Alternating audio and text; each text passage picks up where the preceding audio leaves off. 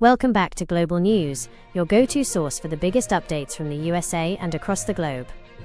Today, we are counting down the top 10 most impactful news stories you need to know right now. Before we jump in, make sure to like this video, share it with your friends, and subscribe so you never miss a world update. Let's get started with number 10. Today, first news. Netanyahu seeks stricter terms in White House nuclear talks. Israeli Prime Minister Benjamin Netanyahu arrived at the White House on Wednesday to meet with President Donald Trump, carrying an urgent message to expand the scope of ongoing nuclear negotiations with Iran. As Trump and Tehran signal cautious optimism following indirect talks in Oman, Netanyahu is expected to push for a broader deal.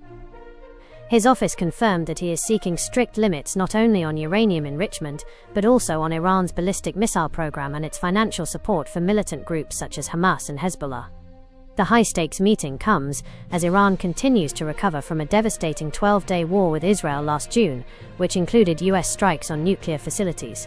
While President Trump previously claimed that Iran's nuclear capabilities were obliterated, recent satellite imagery suggests renewed activity at those sites. During an interview Tuesday, Trump reiterated his stance, stating that any potential agreement must ensure Iran has no nuclear weapons, no missiles. Despite the pressure, Iranian Foreign Minister Abbas Araghchi maintains that Iran will not abandon its right to enrich uranium, highlighting a significant hurdle for negotiators. As the U.S. bolsters its military presence in the region, Netanyahu remains focused on ensuring that the West is prepared to walk away from the table if essential security principles are not met. The discussions are also expected to touch upon the Gaza ceasefire and the upcoming Board of Peace meeting. Next news, high-stakes summit. Turkish and Greek leaders meet amid maritime tensions. Turkish President Tayyip Erdogan is hosting Greek Prime Minister Kyriakos Mitsotakis this Wednesday for high-level talks aimed at navigating complex migration issues and enduring maritime disputes. This meeting serves as a critical step for the NATO allies and historic rivals, as they attempt to solidify a recent thaw in diplomatic relations.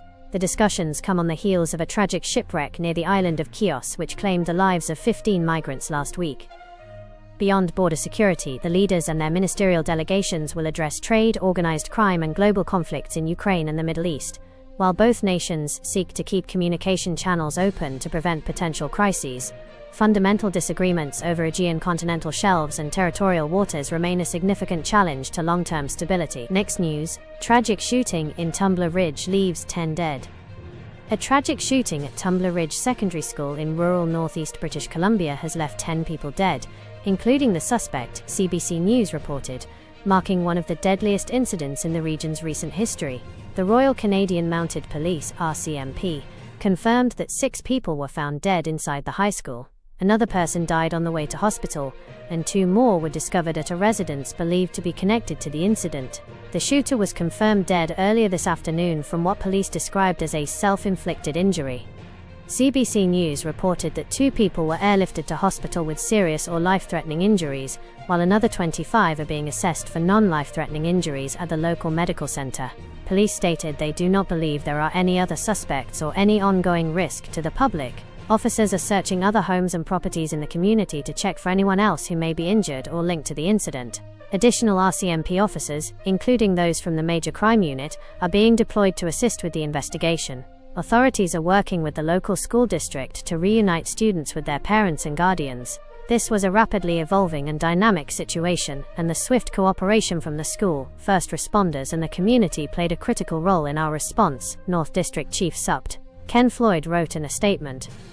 Our thoughts are with the families, loved ones, and all those impacted by this tragic incident. This has been an incredibly difficult and emotional day for our community, and we are grateful for the cooperation shown as officers continue their work to advance the investigation, the statement added. CBC News noted that the Tumbler Ridge Health Center was placed on restricted access during the response. The incident began when RCMP responded to an active shooter report at Tumbler Ridge Secondary School around 1:20 p.m. local time.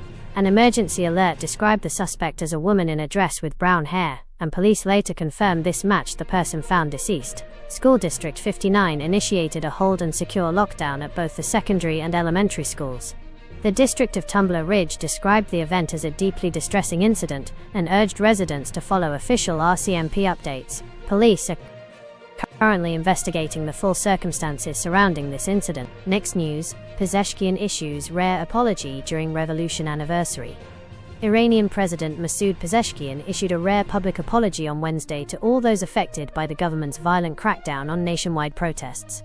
Speaking at a ceremony marking the 47th anniversary of the 1979 Islamic Revolution, the president acknowledged the great sorrow felt by the public, stating, "We are ashamed before the people, and we are obligated to assist all those who are harmed."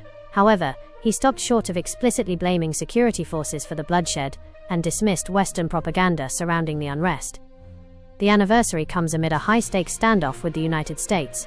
Pezeshkian maintained that Iran is not seeking nuclear weapons and remains open to verification, even as the IAEA reports being unable to inspect stockpiles for months.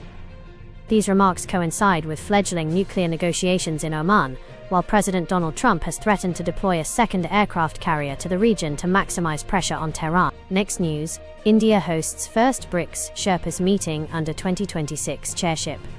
The first meeting of BRICS Sherpas and Sous-Sherpas under India's 2026 chairship concluded in New Delhi on February 10, marking a significant step in the grouping's expanded format.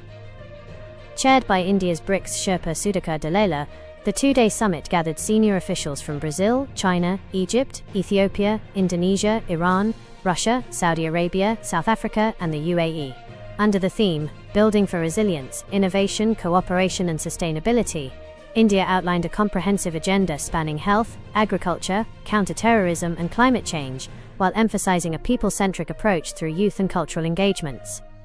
The delegates, who also called on External Affairs Minister S. Jaishankar, engaged in productive discussions regarding the institutional development of the BRICS grouping. Beyond the meeting rooms, the international representatives experienced India's cultural heritage, with visits to the National Crafts Museum and Akshardham Temple.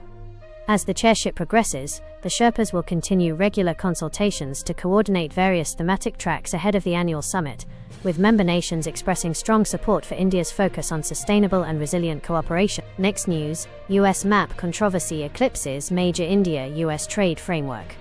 When the United States Trade Representative's Office released an interim trade framework with India in early February 2026, a routine graphic unexpectedly drew intense diplomatic attention. The map depicted India's territorial boundaries, including Jammu and Kashmir and Aksai Chin, in a way that aligned with New Delhi's long-held claims. Although the post was later deleted from official channels, its brief appearance sparked significant reactions that overshadowed the trade news itself. For many observers, the map was interpreted as an implicit acknowledgement by Washington of India's territorial positions, a gesture that resonated deeply across social media and regional diplomatic discourse.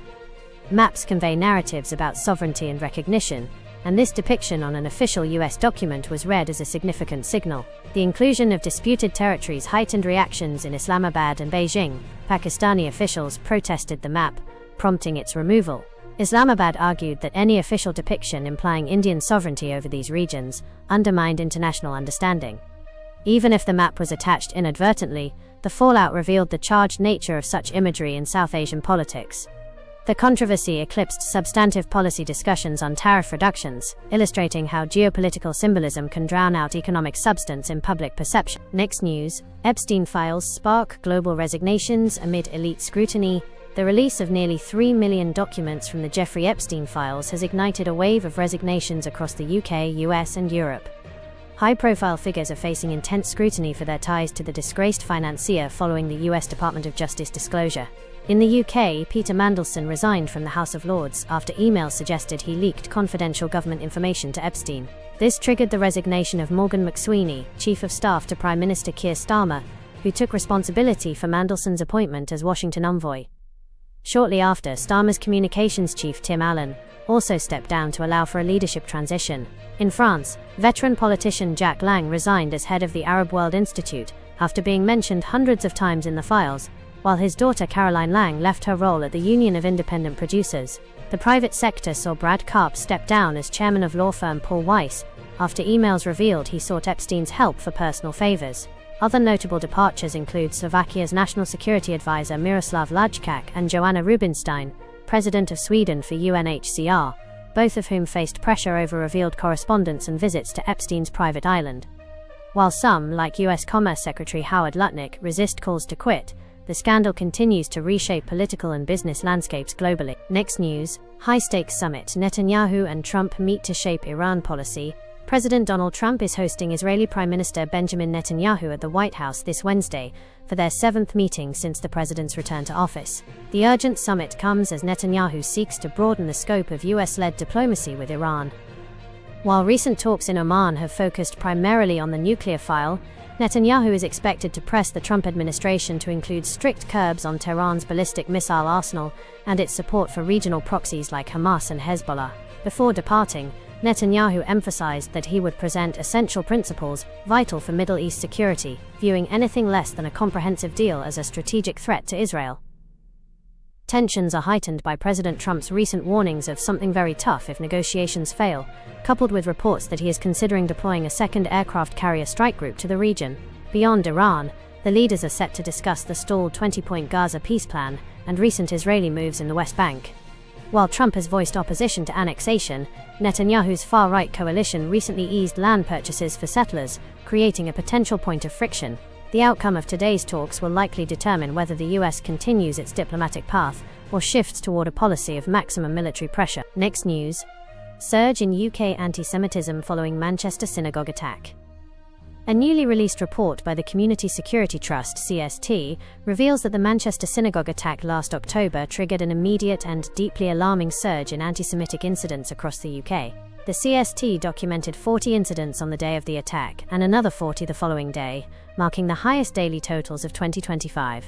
Worshippers Melvin Kravitz and Adrian Dolby were killed when Jihad al-Shami, a Syrian-born British citizen, drove into the Heaton Park synagogue gates before launching a knife attack while wearing a fake suicide belt. This tragedy was the UK's first fatal anti-Semitic terror attack since records began in 1984.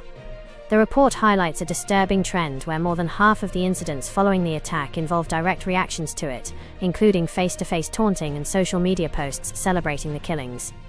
Overall, 2025 saw the second highest annual total of anti-Jewish hate incidents at 3,700, with cases of property desecration reaching an all-time high. Home Secretary Shabana Mahmood described the figures as shocking, while the CST warned that such totemic events continue to fuel extremism. Authorities have since strengthened police powers to crack down on intimidating protests and hateful rhetoric in an effort to protect the Jewish community. Next news: Pakistan's strategic regret. Defense Minister admits being used and discarded. In a blunt and unusually candid address to Parliament, Defense Minister Khawaja Asif admitted that Pakistan allowed itself to be used by the United States and was subsequently discarded once its strategic value faded. Asif described the country's alignment with Washington as a grave mistake that weakened the nation and invited long-term instability. He specifically questioned Pakistan's role in US-led wars, noting that the decision to side with the US after 1999 during the Afghanistan conflict proved deeply damaging. Asif rejected claims that involvement in Afghanistan was a religious obligation, stating the narrative of jihad was falsely promoted to serve foreign geopolitical agendas. He revealed that even the education system was reshaped to justify these external conflicts. Criticizing former military rulers Zia-ul-Haq and Pervez Musharraf, Asif noted that Pakistan was left alone to face the resulting terrorism and economic fallout. He concluded that the damage suffered is irreversible, marking a painful national reckoning over decades of serving external interests.